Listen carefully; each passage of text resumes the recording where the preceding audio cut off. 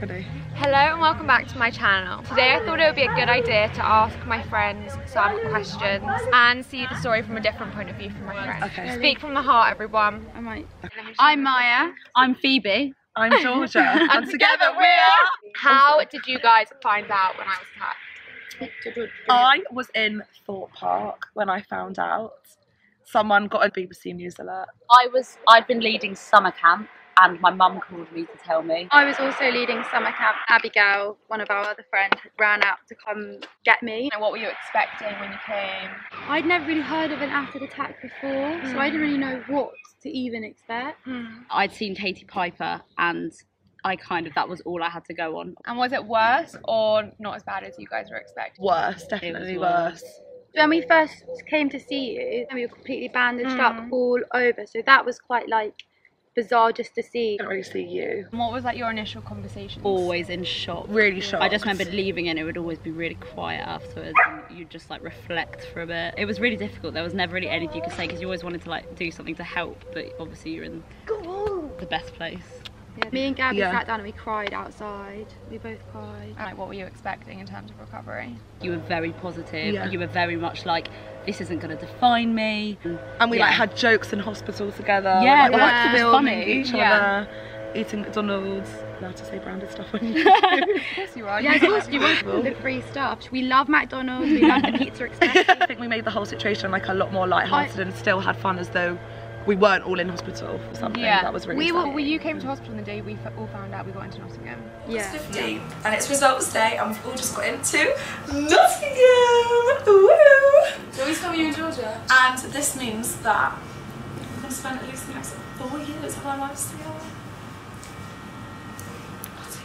Before you came to hospital, were you nervous? And what was the conversation when you were in the lift on the way up? I remember being so nervous and your mum came over and said to us, please just be brave when you get in there. It's not going to help if you cry when you get in. She must have said it to a lot of us. Yeah. But it helped because I think had she not said that, we'd have probably just been shocked. Because she said it, we were okay, we need to collect ourselves before we go in. Yeah. So was my mum waiting outside when you came? I think so, I yeah. think so. Did you guys know how to treat me after I got home? I just remember us being we have to be there.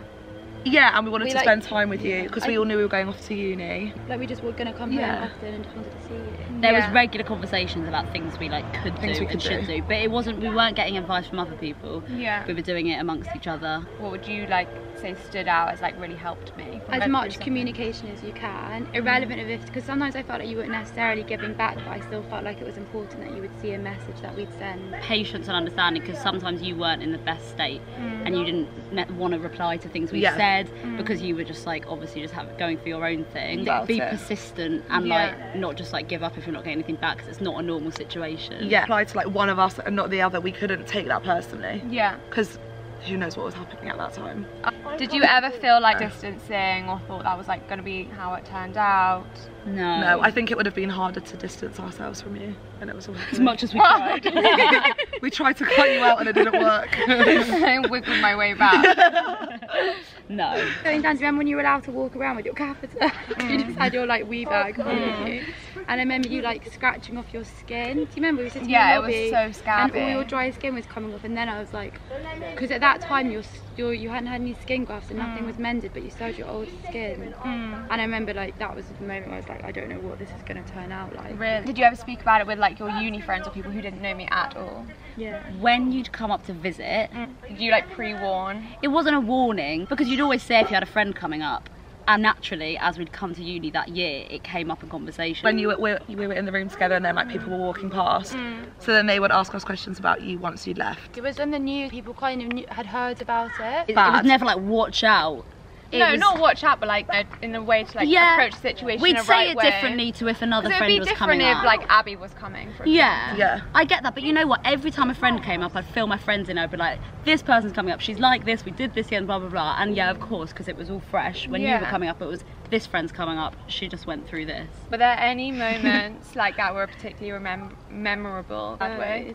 When you were in a full body cast. Did you ever notice anyone's been staring in public or anything like that? I've always felt really protective. Yeah. Like if we were ever walking out, I felt like I'd be hyper aware, but nobody else actually was. Yeah. Like I'd always be like looking out to be like, if anyone's like. I remember. Okay, come. I actually remember the first time that I went out with you in Hampstead, you being really conscious of like turning a certain way so that people could only see one side of your face. Yeah. And I remember people looking 100%, but also at the time you were very bandaged on one of the sides of your face. Yeah. So we were going to Coffee Cup shout out. and I remember feeling Yeah. nervous for you. Where? I remember feeling that people were looking and like worrying about if you felt Yeah. like people were looking. Were you like embarrassed, ashamed of me? Not embarrassed. I think that's a very like self-righteous. I just felt like, how are you feeling about this? I felt quite protective. Okay. Yeah, And I definitely felt quite protective. helpless in not knowing how to potentially protect you from something that I had no clue about. I always feel protective of you, especially the initial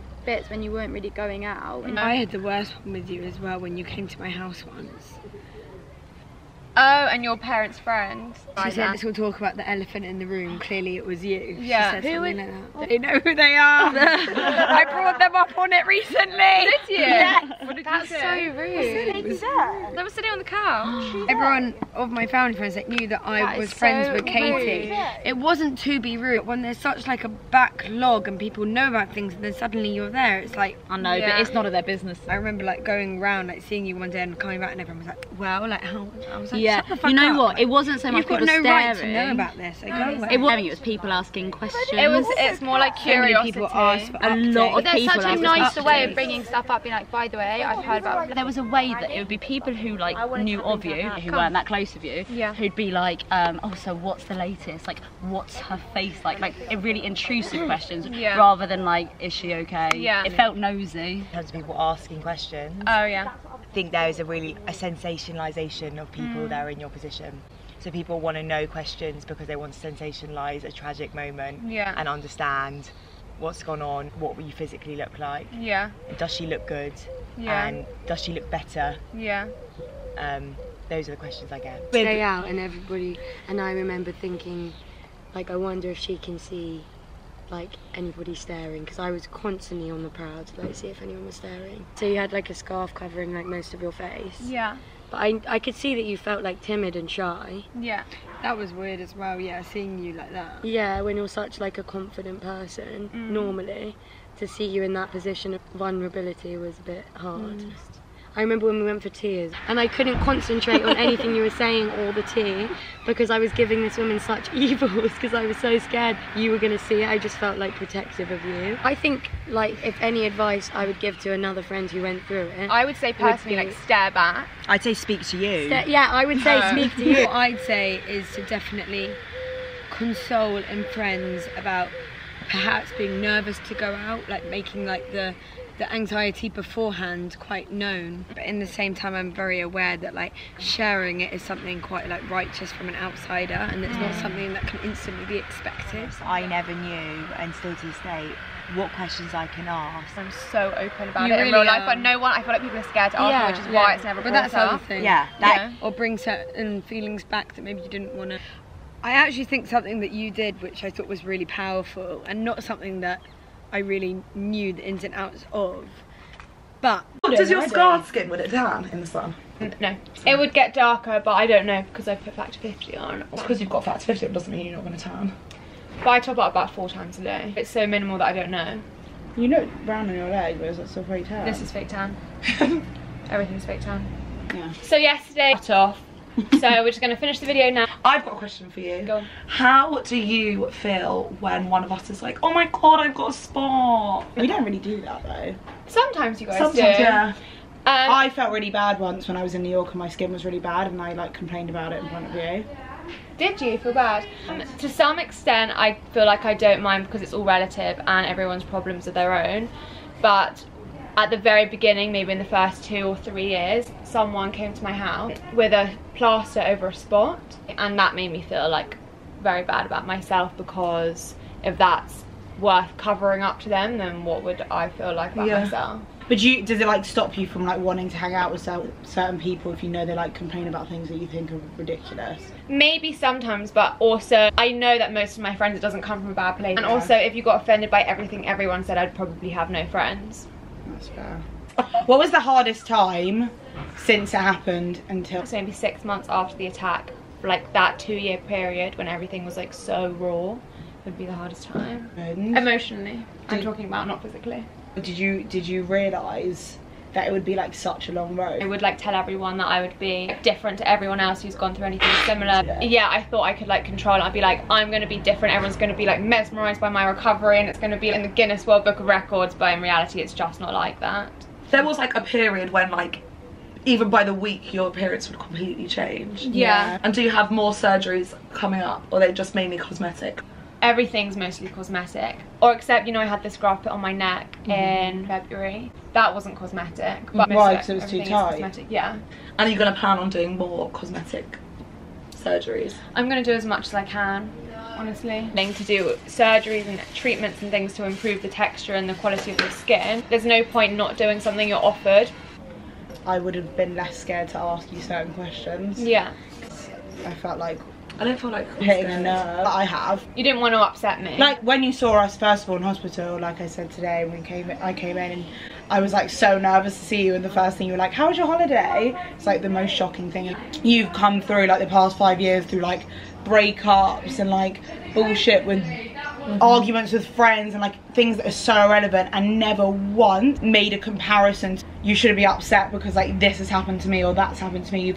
I don't know how you've managed to be so rational throughout the whole thing and not been, how can you be upset about that when this has happened to me? Because sometimes I think that when I'm like, how can you think that you're having a problem in comparison to like this? I definitely think if someone's like had surgery or broken their leg and doesn't stop talking about it when it's medical, then it's the same. Like with a breakup or anything, that's a different type of emotion that you're going to go through at that time. Both emotional but in different ways. So if it was like someone complaining about a really bad stomach ache that was like driving them mad, not letting them leave the house, and I would be like, come on. Like over the years people have asked me like, oh, is Katie in pain? Is she like, does it hurt? Like you've never been one to be like, I'm in so much pain, like this really hurts. Yeah, I get like paranoid that I like always complain about it, but then I end up complaining less than most people. Yeah. Like even my surgeon, when I had my ear surgery, told me that I've been complaining less than an old grown man would complain. Yeah. Really? Yeah. What's been your biggest thing that's helped a friend go through a trauma? Keeping like a consistent dialogue with that person, like even if it's not directly being like, how are you all the time, it's just actually like physically being there and making the effort with someone. There was never any point where I would just be like, you know what, Katie can't be bothered with me anymore, so like I give up. I didn't answer someone's text message for maybe about 2 or 3 weeks, and then they were angry at me because I wasn't making an effort and I distanced myself. They thought I was angry at them and therefore it started an argument, and that was just counterproductive because like they should have looked into the reasons as to why I probably wasn't replying to their message. It wasn't anything to do with them, it was just me. Did you say points you haven't replied to me, but I've just always been like, I still want to see you. Yeah, I feel like it's all about timing. Also. Yeah, and be supportive and don't tiptoe around any conversation topics, because at the end of the day you're still like our best friend. Yeah. Just because something really sad happened, and even if change anything. What's been most helpful for you? Not taking it personally when someone doesn't reply to a text message straight away. Just empathetic, putting yourself in someone else's shoes, and just being supportive of that person. Or maybe like sending a text message being like, you don't have to reply, but like hope you're okay. It's like keeping that constant friendship going. Do you feel like throughout you've like lost more friends through like realization of people that haven't been there for you, or do you think you've gained better friendships with people? I think there's always going to be people who disappoint you, and always going to be people who surprise you in a good way. You realise people's like who's out for themselves, who's not out for themselves, or who's selfish, who's not selfish, and those are the kind of people that you don't want to be friends with long term. But I feel like because it has been nearly 5 years, those are the things you would probably realise anyway through other things that would have happened in life. But it kind of just is made very clear when it's so personal. Okay. Thank you so much for watching. Thank you so much. Everybody subscribe down here. Like, subscribe. This link below. Come on, let's say it all together. Below how? 1, 3.